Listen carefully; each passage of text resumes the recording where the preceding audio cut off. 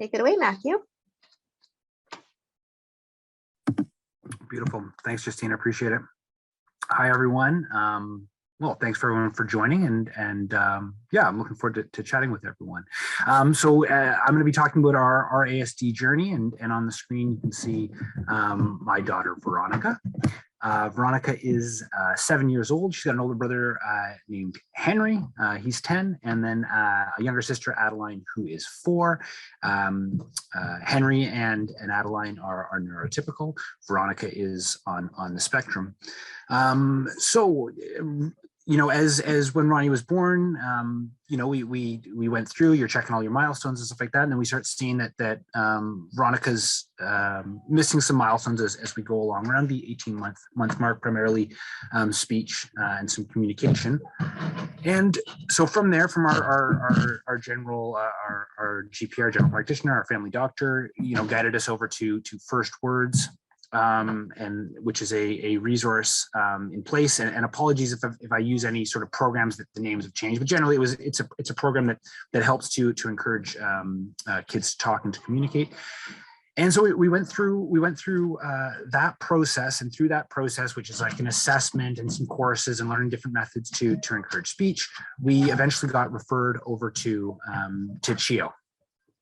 And so this probably took by this point, you know, 18 months is sort of where we started to see, hey, she's missing some milestones that she should be hitting. And so around the time that she was 3, we got referred to CHEO, and at Christmas time that year, we went for our assessment at CHEO, and then we were quite surprised to find out 2 days before Christmas that she was on the spectrum, and that she was she had autism spectrum disorder.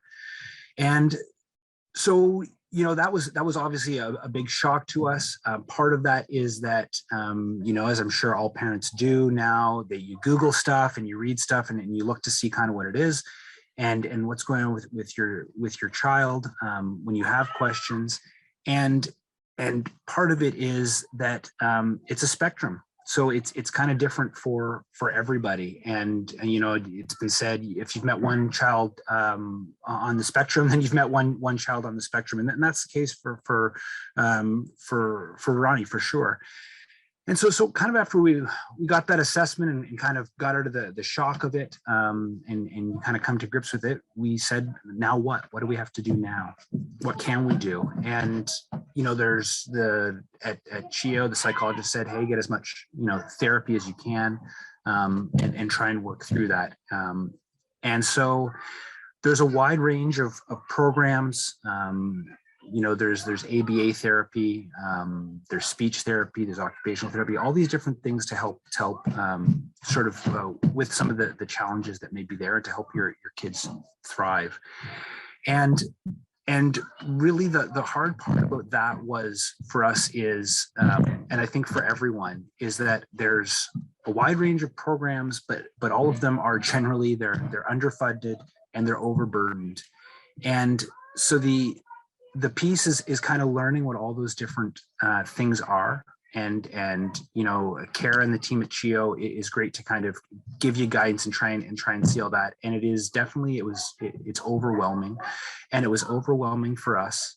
But you just have to keep working through it. And as you go through those pieces, the most important thing that I would say, sort of on the after the piece, after you learn, and after you get that diagnosis, is to advocate for your kid. It's not, there's no malice in any of these programs, and I'm sure if you followed the news, you know, there's been protests and everything like that with the government, working with the government. That there's no malice here. There is the simple fact that there are more people than we have the ability to help, and there are so many people who are looking for help, that if you don't ensure to continue to follow up, we continue to follow up over and over again, and to make sure that you're checking in and finding out all the different things. And it can be very confusing, the number of, whether it's grants or funding or the type of therapies that are available. It's a lot to take in. And I think the most important thing that I want to pass from sort of our journey is just being that champion for your child and going out to try and get the things that will help them. And it will be frustrating. There's bureaucracy, throughout our society, especially for support programs. And so we really work to try and find, what could we do to help Veronica. So once you kind of get through that piece, and you find sort of the avenues that will benefit your child, you can start moving forward. So what we did was we were able to get some therapy started. And we were lucky because Veronica was enrolled in a preschool that was on the campus. There was therapy available there. It was a fair bit of money, and thankfully we had some support from family and friends to be able to afford that, and the privilege of being able to take on some debt to be able to pay for that. And it's definitely a financial a challenge for sure. But the other pieces are at her preschool. There are programs. Andrew Fleck Child Services was really beneficial to us to be able to help with her schooling and for her to be able to stay at preschool and continue at preschool. And some of the biggest leaps we found have been through aspects like that, through her preschool, which was wonderful. She stayed there for 3 years. So she stayed in her preschool program for an extra year.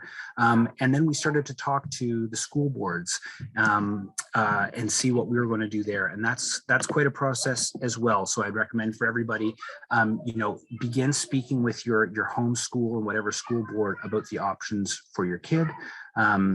So that they are able to get to school and start that early. So we started that about 18 months before Ronnie was going to start kindergarten. She did go to some kindergarten for about an hour on Fridays, just to familiarize herself with that and to get used to that.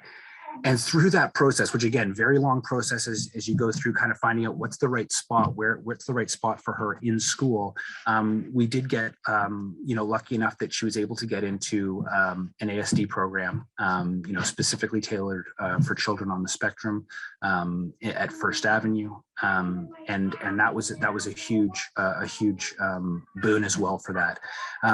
Veronica's nonverbal, so it's definitely, it is challenges. She does need the extra support to be able to get through school. But, when we look at sort of the biggest leaps in Ronnie's abilities and her chances, the opportunities for her to thrive and, where she really steps up, what was in her preschool, when she got to go to start at First Avenue, and then the amount of time during the pandemic and lockdown, she was at home.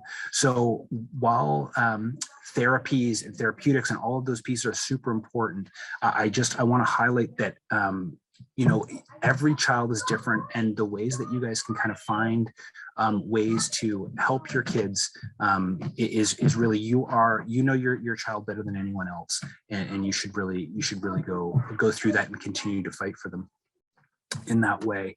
And sort of the two sort of words that I'll leave you with here is persistence. I think I've kind of been highlighting that throughout this. Never give up. Always be that squeaky wheel. Always look for the other spots that you can to try and get support, and that includes all aspects. That's whether you're chatting with the school board, whether you're chatting with the government, whether you're chatting with CHEO or private providers. Just make sure that they know what it is that your goals and what your child's goals are.